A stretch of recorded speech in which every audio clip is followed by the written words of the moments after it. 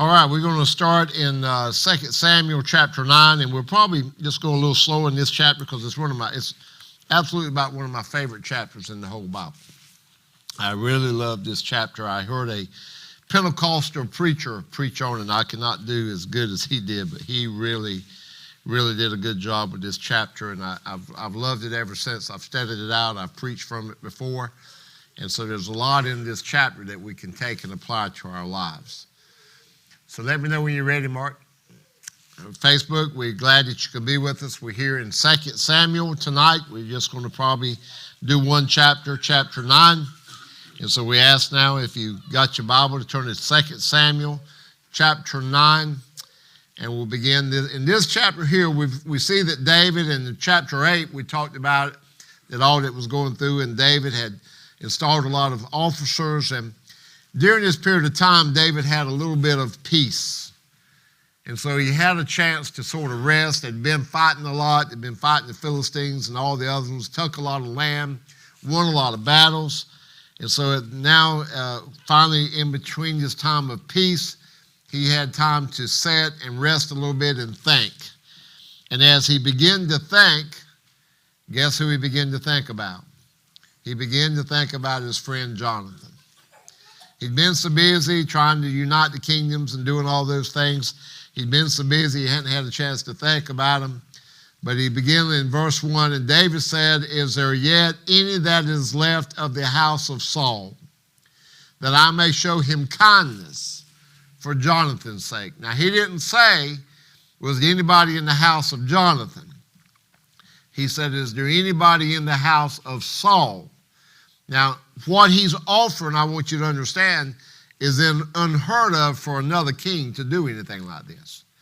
Because any other king would look at, if anybody was living within Saul's family, he could come and try to stake claim to the kingship, and he could try to take David off the kingship, and there could be a battle.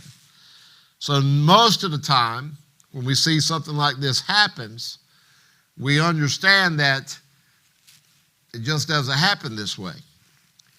And so somebody came to him and said, there was of the house of Saul a servant whose name was Ziba. And when they had called him unto David, the king said unto him, Art thou Ziba? And he said, Thy servant is he. So David had to find somebody who would know. So here was Ziba. Ziba used to be a servant of Saul. So he would know all about the house. He would know who's living, who's not living. So David has brought him in and asked him, is he Ziba? Are you the one that was a servant of Saul's house? And the king said, is there not any of the house? And the king said, is there not yet any of the house of Saul, that I may show the kindness of God unto him? And Ziba said unto the king, Jonathan hath yet a son, which is lame on his feet. Now, we've already read where this young boy, when Saul and them were in the battlefield, and he was killed, when he was around a young lad, around 5 years of age, and the nurse heard that Saul and Jonathan and them had been killed at battle, that she took this young lad named Mephibosheth, and she began to run with him. Because that's what you hear when the king gets killed and there's going to be a transfer of power. Then they say, well, they'll be coming after all the king's children and everybody who's with his sons and all that. So she began to run, and while she was running with Mephibosheth, she dropped him on the rocks. It said that it crushed both his legs. And back at that time, there was no doctors to fix the legs back and mend them. So Mephibosheth, even though he survived, he was a cripple. Now, it said he could walk, but his legs were probably bowed. He might have walked on the side of his feet, and he sort of was clumsy about getting around. But yet he lived. Now, Ziba, I want you to understand, he was in a tough situation. Because here he was, called by the king, and the king's asking him, is there anybody left of Saul's house that I may show kindness for Jonathan? You have to realize Ziba probably crossed his mind, was the king just wanting to find this out so he can go ahead and kill him and get rid of him? And what do I do? Do I tell him if I lie to the king and he finds out I'm lying, what's he going to do to me? I want you to see the pressure that Ziba's under as David asked the question. The Bible doesn't explicitly tell that. There's a great deal of pressure under Ziba. But yet when David heard that Jonathan had a son, how do you think that made David feel? He was going to honor anybody of Saul's house just for Jonathan's sake, because Jonathan was good to him, and he never forgot that. And the king said unto him, where is he? And Ziba said unto the king, behold, he is in the house of Machir, the son of Ammiel, in Lodabar. All right, we need to stop there. Because if you just read that, it don't mean a whole lot to you. But if you break it down and study it, it can tell us a lot about where we are sometimes. Ever since that's happened to Mephibosheth, him and the people around him that were sort of helped looking over it, and he was a lot older now, they've been hiding out. This place, if you study it out, called Lodabar, was an awful place. Just hiding. I guess you could think about it a little bit of how Osama bin Laden had to do when he did what he did, and we've been looking for him, and he had to get to a lot of bad places, but yet he was in a pretty good place when we found him, but he knew we were looking for him the whole time, and he had to stay low, and so Lodabar was the worst of the worst. Mephibosheth had a bad life. He had survived, but he couldn't show himself. He couldn't let anybody know who he was. He had to always be looking over his shoulder. He always thought that somebody might be coming to kill him. What kind of life would that be? He'd hit rock bottom. You ever hit rock bottom sometime? You know, that's what the old Pentecostal preacher preached this message. Says sometimes we find ourselves in Lodabar. We've hit rock bottom. Things aren't going good for us. We just don't see a chance of it getting any better. You know, I'm just going to be totally honest. Sherry helped me today. Sherry and Candace had to help me today, and they hadn't seen Mother in the light that I'd seen her in. And I love my mama now. But Candace, she stayed this morning, and her eyes were open. Sherry stayed this afternoon where I preached a funeral, and her eyes were open. And I've got to get on home pretty soon, but Mother, I put her to bed, and she was so tired, I know she's going to sleep for a couple hours, and she won't get out of bed, and I know she'll be all right, and Sydney's around, so got somebody there if we need to reach out in a hurry. But, you know, we sometimes, when we're dealing with situations like that, we can almost feel like we in Lodabar, because it's just really taxing on you, because you see where it's at, and you pray every day, Lord, just make them better, and we don't see any hopes of it getting better. And really, in our mind, we look, and it doesn't, not that we doubt God, but I'm 3 weeks into this now, and instead of us getting better, we're just getting worse. And so, as I study about Mephibosheth and what he was going through, and he was something like that, but he's in a bad place. He's crippled. He can't get around real good. He couldn't run if he wanted to, if somebody come running after him.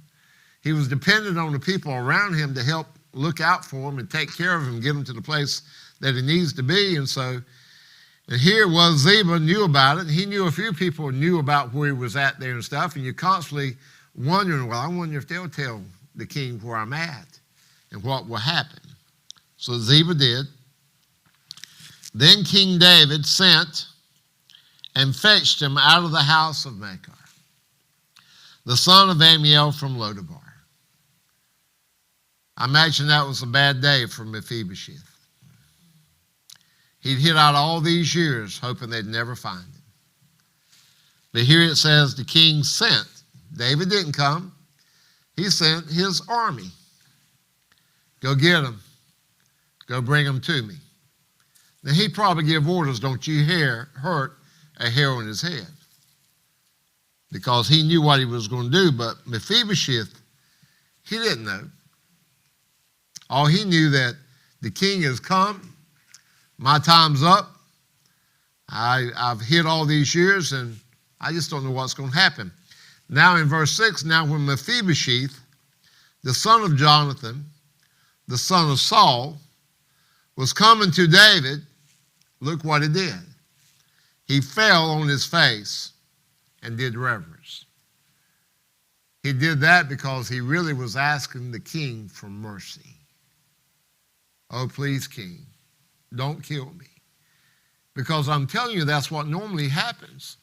When a king finds somebody else of the royal family beforehand, they're beheaded. They're gotten rid of. And Mephibosheth knew that.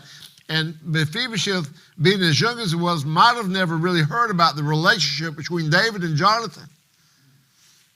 And he didn't have anybody to tell him, because everybody that was around that probably could have told had been killed or was not around. And so he didn't have any clue at all of how close that David and his daddy was. He said he fell on his face and did reverence. And David said, Mephibosheth. And he answered, behold, thy servant. Now I want you to picture, the Bible doesn't talk about this. But look in verse 7. And David said unto him, fear not. Can you imagine? And it doesn't tell us how Mephibosheth looks. But if he's Jonathan's son, he's got to have some characteristics somewhere of his dad. You know how much David and Jonathan loved each other. Can you imagine how David felt? Not knowing if there was anybody even in Saul's family, much less a direct offspring, a son of Jonathan, his best friend. Could you imagine how it felt where their eyes looked into each other? And he probably saw the eyes of his dear friend, Jonathan. The closest reunion I can think of what you're seeing here with David is that is when Joseph and all his lost brothers came in Genesis, you remember, and they sold him into slavery, and all his brothers come to buy the food from him, and he finally saw him and finally saw his daddy, and that happy reunion. I think this is the only other story in the Bible that probably even compares to what David was feeling. He probably was filled with emotion, and David said unto him, fear not, for I will surely show thee kindness for Jonathan, for thy father's sake. And not only this now, I'm going to show you kindness, but look what he's going to do, and I'm going to restore thee all the land of Saul thy father. Wow. Saul had a lot, but now David has been claiming a lot more land. So it ain't like David's giving him everything he's got, because David's been at battle, he's been winning. You know, we've been talking about all the spoils that his men have been bringing in, and he claimed so much more land. So he said, Mephibosheth, I'm just going to go ahead and give you back all of the land of your grandfather, Saul. But then it still gets better. He's doing three things. He says, I'm going to show you kindness. I'm going to restore the land that your grandfather had.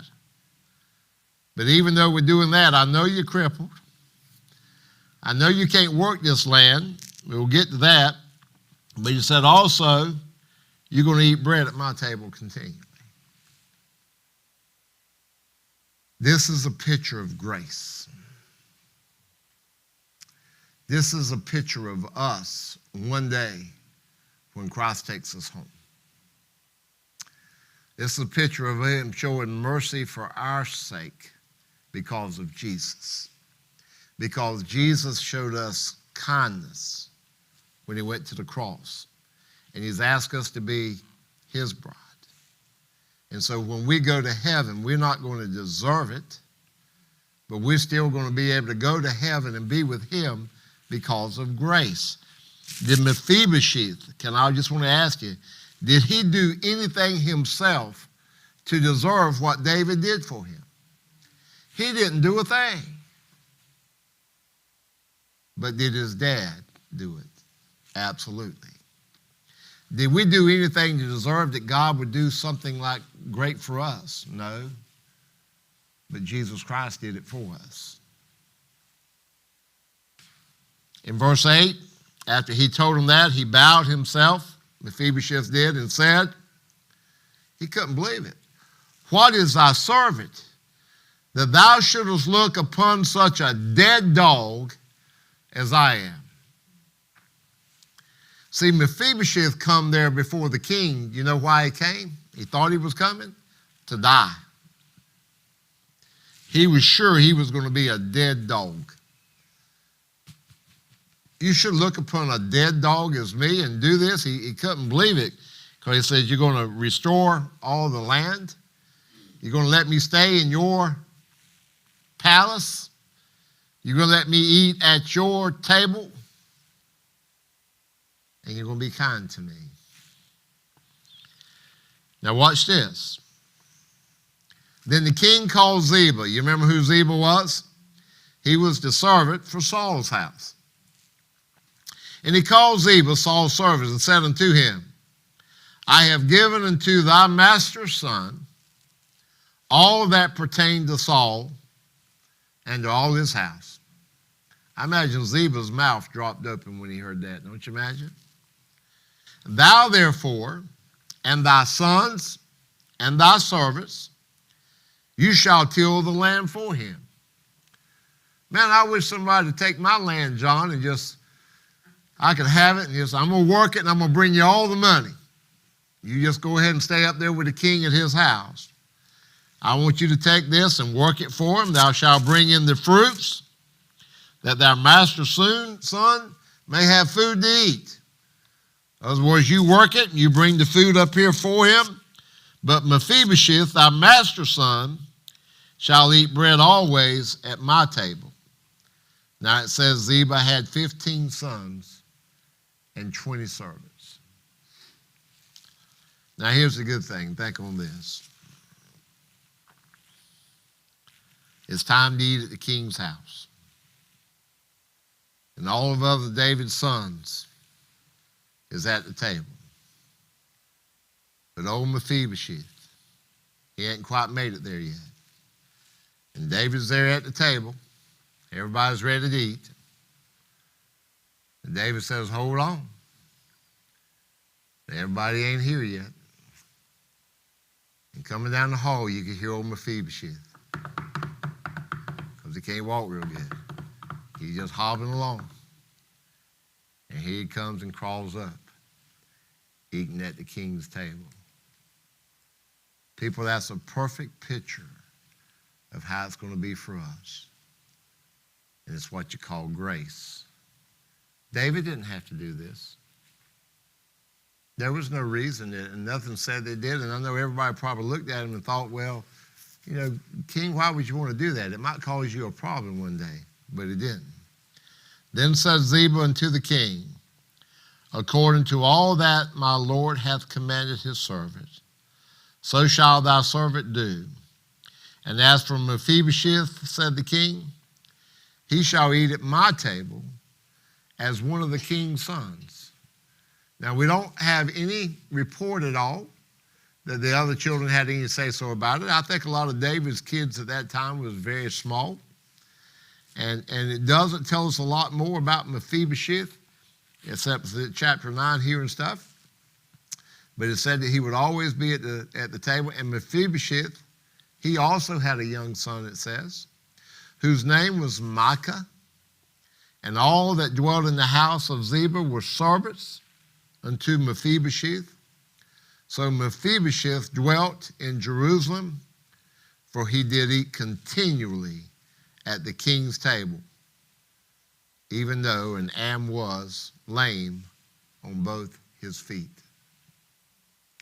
So I want to take a second here, and I told you we was going to stop there and stuff. Grace is unmerited favor. Can you think of a time in your life, and I know it wouldn't be in this magnitude, but can any of you think of a time in your life that somebody on this earth showed you grace? Now, we know Christ does. But you ever been showed grace by somebody else, as David showed to Mephibosheth? Anybody got any time that you'd like to share? And you don't have to call names. You just tell about something somebody did.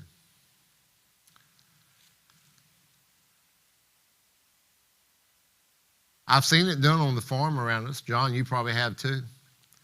When a guy got sick, couldn't gather his crops, and all the farmers just come together and says, look, this guy's not able to do it, could be us.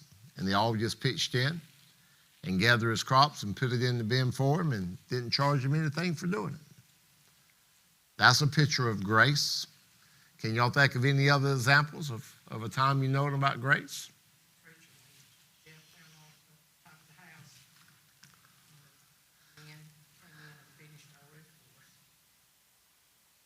That was God's grace. Exactly right. Forgot about that one. That we had a chance to step up and do it because we didn't want Jeff back up there. Pastor, my whole, from the time I've moved here, I've had somebody show me grace for no other reason besides they said God put it on their heart. Amen. Because they had the ability to be able to put me in the situation that I'm in. I give all that the credit to it humbled me and taught me how to build my relationship with God in a way that I would have never had the time to put into my personal journey. And I take it every day, and that's why one of the reasons now I try to give it all to God. Right. And I think a lot of people don't get that opportunity because they get so hung up in the rat race of the world, worrying about how to take care of their own lives and how to get ahead. And that's completely by the grace of God. I know I never did anything to deserve. And I've never gotten anything from anybody in my family to that regard. Because, like, when I decided to do what I wanted to do with culinary school and whatnot, everything I did was completely, I did it. I paid for it. I made it happen. And this is the first time in my life that somebody put me in a situation, and it's been hard because when you're used to doing things yourself and thinking you're the one who's in control of everything, to be able to let go of that and have the opportunity to have that silent security. It's just like the silent security that we have with God and the sacrifice that Jesus made for us to have our way in to see God, have our way in to commune with God on a daily basis. It's a gift that most people don't get. You find sometimes with grace that it's hard to accept grace. Sometimes pride gets in the way. You ever realize that? If somebody's trying to do something for you, just like our friend Lloyd Phipps that come and preach a revival to us, and his son's up there, and they've been up there 2.5 weeks, and it's upon my heart that maybe we could do something for him, but I haven't said anything about it now because he's got so many people over in the area where he's from that's doing that. There's been a GoFundMe page, or there's been people raising money doing this here and stuff. So every time I check with him, he's fine right now. But he's had to talk with Lloyd and stuff, and he's had to really do things he's not comfortable with because he's used to paying his own way. But there's times to do grace, what we did for Regina with the liver transplant. That was the way our church could bestow grace upon them, and they would, willing to accept it. And there's many times that grace, I find early on that when I was going around preaching at different churches, I didn't want people to give me anything. I just wanted to go preach. I felt like I should be paying them to allow them to come preach, but they always wanted to give me something. And to start with, it just bothered me. I just wanted to give it back to them. No, I don't want that and stuff. And I find funerals. I never charge for doing any funerals, but I have a lot of people come and out of grace want to give me something for my time and stuff. And I've learned to accept. And I'll just pass it along because when you've got somebody that wants to give you something and you try to reject the gift, it really makes an awkward situation. You're taking a blessing that they could want to do for you. It's like I found here that I've had people, I had a garden. I grow squash. I grow cucumbers. But I don't have your squash and cucumbers. So I might have buckets at home that I'm wondering what to do with, but yet you decided you want to bring me a bag full of squash to church. As a preacher, I got you a bag full of squash. You know what I've learned to do? Thank you so much. I know I'm going to enjoy eating it. And I'll eat your squash and take mine and give away. That's about grace and being there for each other. Sometimes we're in the situation that we need grace given to us. But there's other times that you're in a position where you can give grace to somebody else. I saw it at our cake auction last night. I won't call any names, but we had people buying cakes given to other people. That's grace. You wanted them to have a cake. You didn't know in their heart whether they could do it. So it was upon you to do it. And I saw it, and I know what was going on. And that's a blessing because you were in a situation where you could do that. Mephibosheth, he received that grace. So we know from doing that, it was unmerited favor. That's what grace is. And I want you to know going forward that you know you'll be put in situations where sometimes you might need grace. Then sometimes you'll be put in a situation where you can extend grace to somebody. Now the best thing to do, I suggest, if you can extend grace and take no credit for it, that's even better. But sometimes that's not possible. It's like I tell people all the time, the Bible's very explicit about that. If you do something and you want to praise everybody, well, you know what I just did? Then that's your pat on the back, and they say that's all you're going to get. But if you do it and don't tell anybody about it, God's taking note. And then he's waiting up there. That's sort of like a little crown you'll get, and you'll be recognized when you get to heaven. Anybody else got anything you'd like to share of a time that might have come to mind?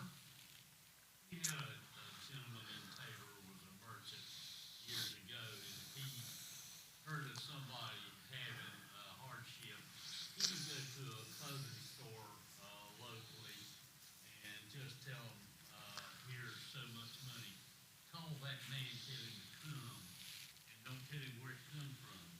But when it came into the church, that the church wanted to help that man, that merchant that gave money to the other merchant, he would never say nothing. He would just go ahead and give into the church and help the man twice. That's right. That's right. He never told it. There's a lot going on. There's a guy, I don't know, I'm not a big advocate of the lottery, but if you're going to do the lottery, do it this way. There was some guy I read about that just won $150,000, and he wanted to do something good with the money. So even though he won $150,000, they said he didn't keep a bit for himself. He wanted to remain anonymous so nobody knew it was. And he dedicated all that to certain charities that he felt would do good in his community. And so that's $150,000. You know, most people when they win $150,000, even in a lottery, what you going to want to do with it? But he wanted to do something good because he felt like God had blessed him. I don't need the money. I want to bless somebody else.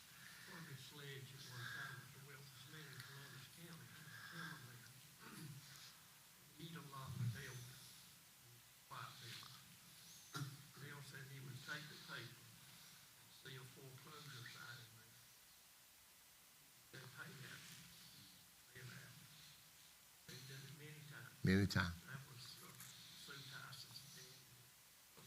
And just didn't even take any credit for it. Just go and do it there. I do know this. He bought a brand new tractor, Big Johnson Equipment Company, and had it delivered to the Boy Scout camp at White Oak. And he told me, he said, don't tell nobody. Okay. So we just wanted to focus about grace. And Mark, how good you at loading up things? And Facebook, we appreciate you being with us here and stuff. I hope you'll come back and join. Can you load up that song, Grace, Grace?